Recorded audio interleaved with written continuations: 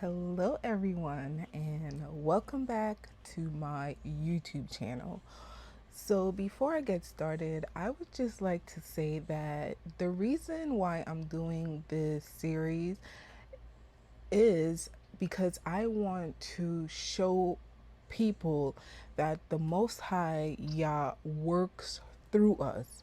And sometimes when certain things happen in our lives that we may not understand, or we may feel like there's no God or nobody is there watching over us, just know that you surviving that situation is the Most High Yah giving you grace and allowing you to survive that situation. The Most High puts us through certain tests. And yes, some of these tests are very harsh, but that's the only way Yah can distinguish between the goat and the sheep. And if He doesn't put us through these tests, then how would He know how genuine we are and where our hearts truly are? So even if you're going through something today, do not give up. Pray to the Most High Yah. Thank Him every day for everything that He's doing for you, both seen and unseen, because Yah is the Elohim. He's the God of the heavens and the earth. And if you do not show mercy and grace and humbleness towards the Most High Yah, then what you're going through is going to be permanent, and it's going to be very difficult for you to get yourself out of it. So, my series is just to show you all the difficulties that I have been through and how the Most High have used me to get to this point right now. Let's begin. So, if you haven't checked out my part one and part two, I'm going to link it above and you can check it out. Don't forget to like the video, share the video, subscribe to the channel if you haven't, and also hype the videos up. You know, it's a small channel. I'm trying to grow. I want the message to get out to many people. So if you can just hype the video for me, I would truly appreciate it. It's free. It takes nothing. Like the video, thumbs up, thumbs down. It doesn't matter whether you like it or not. Just interact with it and leave a comment. Let me know if you've experienced adversity in your life and, the Most High have pulled through for you. So let's begin. After leaving St. Lucia, I transitioned to America. I started high school, and I have to say that my high school years were amazing. I had great high school years. I met great friends. I remember one of my friends, I don't want to give their names because I don't want to come across this for us to, for them to be like, oh, she's out here sharing our secrets. But it's not a secret. They had this one boy named Ramel, RIP to him. He died right after high school. So Ramel used to like me in high school, and my friend, like, I don't know, I don't even know if she liked him. I honestly don't know, but I remember we used to be in the train station taking turns kissing him. I don't know, guys. It's weird. I know. Like, we're weird for that. But it wasn't any animosity. It wasn't any tension. I felt like really friendships back then were more genuine, and it was no hate. Like, I didn't hate her for doing it. I didn't care, honestly. I really didn't. But that was just like a fond memory of mine that I remember. Also, that same boy Ramel, I had another friend that really liked him. Like, she really, really liked him. So what I used to do, I would call on three-way. She couldn't really speak to boys at the time because her mother was very strict. So I would call and put them on three-way and just put the phone down. Her mother thinks she's speaking to me all the time. She's speaking to Ramel. After high school, they dated for a little bit, but then he was unfortunately unalived at 18. He was part of that, red and blue thing, and it took him out. So tragedy happened early for me after high school, but my high school years were really, really fun. Like, I had a great time in high school. I remember signing up for night school. I didn't need it, but because my friends were signing up for it, I'm like, hey, might as well sign up for it. Did I attend a night school? Absolutely not. Maybe like one time, but it wasn't nothing major. Like I don't think I really attended. Don't be like me, okay, kids? Don't sign up for things that you don't need. But it was just a fun time, and I had a good time in high school. I was embraced, even, though I felt out of place because, I have an accent. I'm not dressing like they're dressing. I'm dressing, I don't know, like more Caribbean. And I may insert some photos there if I can find it. More Caribbean. I have more of a Caribbean thing about me opposed to an American thing. And yes, there is a difference between the Caribbean, being from the Caribbean, and being American, born and raised. So I wasn't privy to a lot of the history of America. I thought, hey, America is the land of opportunity. You can come here and be whoever you want. So that was my mentality. Even growing up in the islands, that was the mentality that they introduced to us about America. If you want to gain an opportunity, better yourself financially, America is the place that you should come to do that. So that's why a lot of people from especially the Caribbean migrate to America for better opportunities. So America definitely is a great place for opportunities. And that's where I was able to take advantage of those opportunities because, like I said, I grew up as a foster child. I lived with five families. I really had no stability growing up as a child. And I'm saying all of this not for empathy, but just to drive home to you how the Most High Yah sets our path. And sometimes we think that we're in control of our path, but we're really not. The Most High Yah sets our path for us. We just have to trust in Him.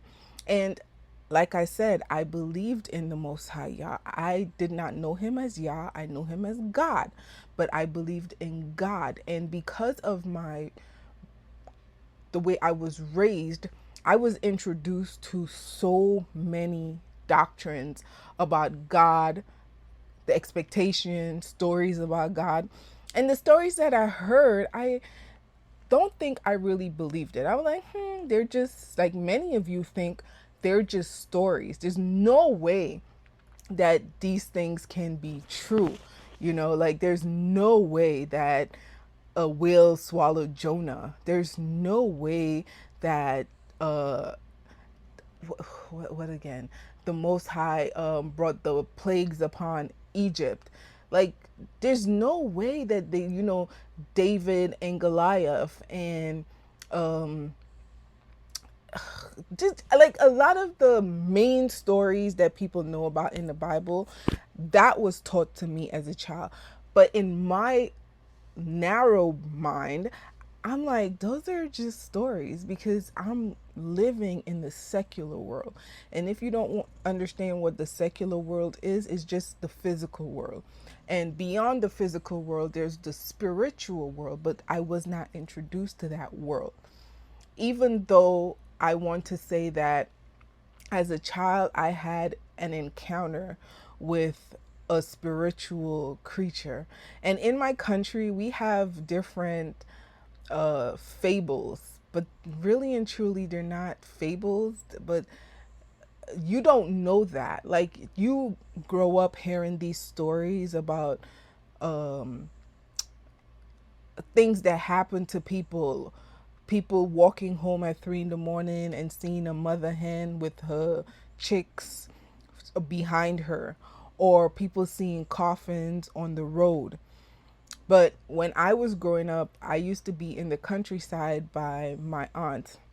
A day she sent me, and I know I'm supposed to be transitioning to speaking about my experience here in high school, but I need to go back in order for me to move forward. So that's why I'm introducing this story.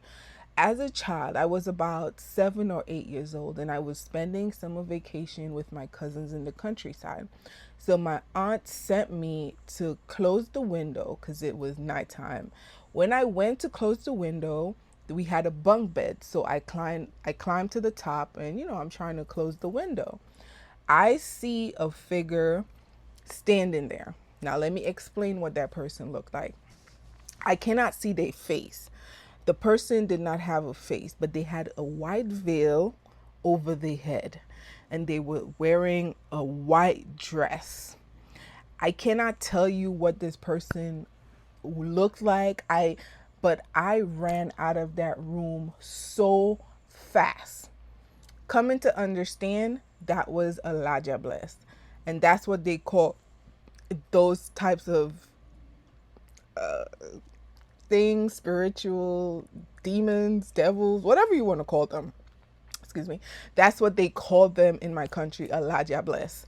So the Elijah Blessed usually take children, and I guess they give them to the devil. Oh, I don't understand the significance of the Elijah Blessed. But basically, I witnessed that with my eyes, and I ran out of that room, and I told my aunt, and she told me not to go back there. For a long time that has lingered and lived with me. And if sometimes you get with your family, you get with your friends, and you talk about your different experiences, and based on that, like, I've had other family members tell me things that they have experienced in terms of Laja Bless, Majinwe, Tibolom, and those things are like entities. So we live in the secular physical world, but beyond that, there is a spiritual world where people actually worship the devil, and they do things with the devil to get things from the devil, basically. And again, that was something that I experienced. Apart from me experiencing the lady in the garden that saved my life, that was another experience that I have. So again, transitioning back to America. When I got here, those my principles that were instilled in me were already instilled in me. So I was always a warm, friendly type of person. So again, I gained a lot of friends when I was in high school. Like, high school was an experience. And I see now that kids saying they didn't like high school, they don't like high school, but my high school experience was A1. Yes, there were fights, not me. I didn't fight nobody, but I had friends that fought other people. Yes, there were arguments. Yes, people did not like me. Not everybody liked me. Some people didn't like me for no reason. Did they want to fight me? Yeah, but for some odd reason, the Most High always kept them away from me. Always kept them away from me. And out of all my friends, only one of them, we became really, really, really close. And that person remained my friend for a long time. Even after high school, we went to college together, we worked together, and all of that, until I realized, or the Most High realized, that it was her time to transition away from me. And I'm going to stop here for now because I don't want to extend the video too long, because I know a lot of people have short attention spans. But in my next part, I'm going to explain how that friendship that I formed with this person changed me in a certain way and opened my eyes to a lot of little things that I did not realize, or pushed aside, brushed aside. Because when you're in a friendship with someone, you tend to not see their intentions, their true intentions, because you've been friends with that person for so many years. And I'm talking years, like years. I met her when I was 15, and we stayed friends till we were in our 20s. So for a long time, we were friends. And I did not realize until after our friendship broke up what type of person she really was. And now I realize that the Most High moved her away from me, because even when people think that they're doing something to you and oh, you wouldn't know or you wouldn't recognize, they don't understand that the Most High Yah sees, hears, knows everything. So when you're a child of the Most High, He will always protect you, even when it feels like He is against you. Because losing that friendship was very hard for me. And again, in my next part, I will explain. It will just be a continuation of this part. It wouldn't be a part 4. It will just be a continuation of part 3, because I don't want to extend the video past 20 minutes. So I will explain to you how the Most High removed this person from my life. And in part 4, I will explain the transition that I had when I got married and I had my daughter, and how all of that played into, again, the person that I am today. So if you enjoyed this story time, don't forget to give it a thumbs up. If you didn't enjoy it, give it a thumbs down. Don't forget to like, share, and subscribe to the video, and hit the hype button. Send the video out there. It's free. Again, I thank you for listening, and I hope you have a wonderful, blessed day.